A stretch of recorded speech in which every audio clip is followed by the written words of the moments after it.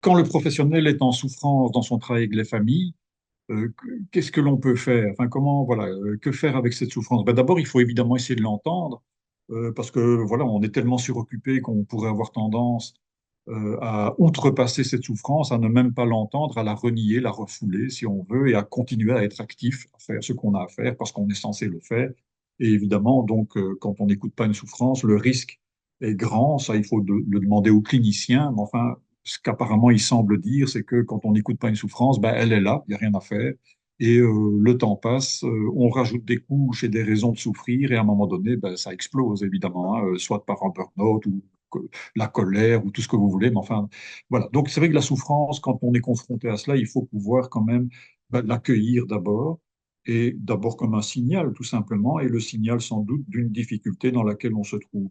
Si on doit mettre, alors, ce que ça suppose maintenant, parce que c'est facile à dire tout ça, mais c'est, bon, ben, je suis en difficulté, et je suis en difficulté par rapport à quoi? On comprend bien que on doit essayer, quand on veut dépasser une souffrance, on doit essayer d'avoir des mots pour en parler. Pourquoi?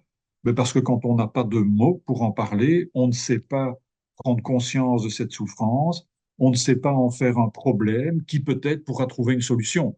La seule chose que je pourrais dire éventuellement, c'est oh, je suis fatigué, ça va pas. Enfin, et pourquoi tu es fatigué? Pourquoi ça va pas? Ben, je ne sais pas, mais je suis fatigué. Enfin, et on va tourner en rond parce qu'on n'a pas les mots pour dire. Si on doit essayer de façon générale, si on doit essayer de mettre des mots sur cette souffrance que l'on peut rencontrer dans le cadre d'un accompagnement de famille ou que sais-je, euh, et c'est vrai pour d'autres situations aussi d'ailleurs. Donc, en tout cas, l'approche qui est la mienne est la suivante, c'est de dire, c'est vrai que c'est parce que souvent on est mis d'une certaine manière, c'est peut-être pas le mot le plus judicieux, mais enfin, on est mis en échec. Et on est mis en échec par rapport à quoi? Ben, on est mis en échec par rapport à trois désirs qui nous animent en tant que professionnels.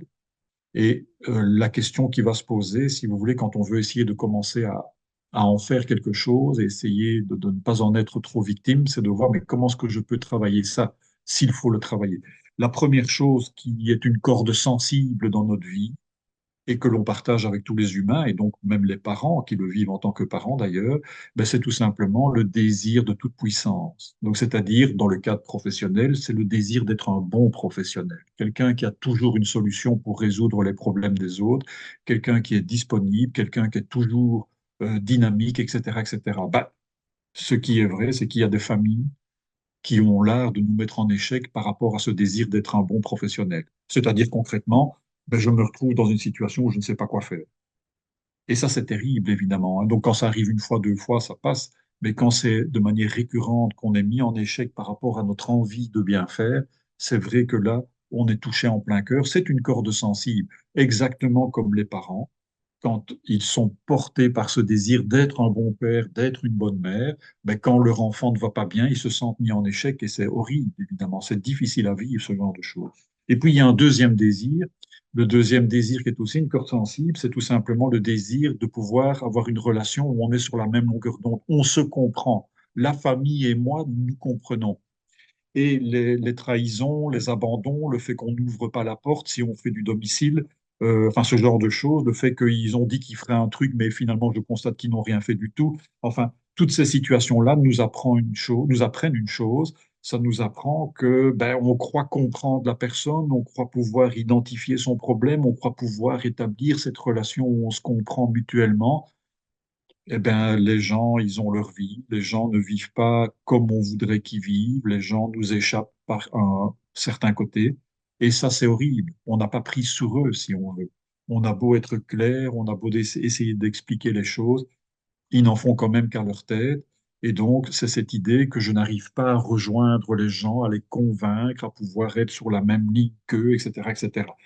Et puis, vous avez un troisième désir, c'est tout simplement les attentes que l'on a. Si je travaille bien vis-à-vis d'un usager, vis-à-vis d'une famille ou que sais-je, il m'est dû, c'est là qu'elle attend, il m'est dû que la personne me dise merci, qu'elle trouve que je fais bien mon travail, enfin que j'ai un signe qui atteste que j'ai bien travaillé. Et c'est vrai qu'il y a des familles qui ne diront jamais merci. Il y a des familles qui vont passer leur temps à se plaindre.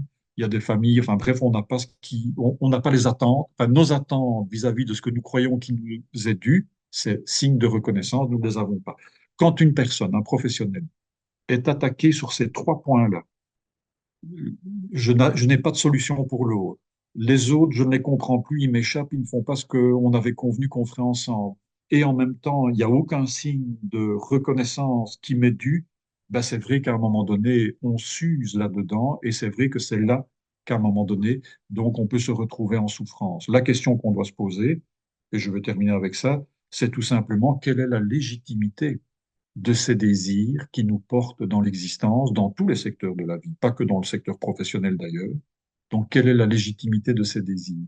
Est-ce qu'on ne peut pas, est-ce qu'il ne faudrait pas éventuellement pouvoir prendre un peu distance par rapport à ces désirs, puisque c'est eux, plus on y croit, plus on y tient, c'est eux qui nous montrent une réalité qui est décevante et qui finalement font de notre travail quelque chose qui n'a plus aucun sens, puisque je ne m'y sens pas tout puissant, etc., etc.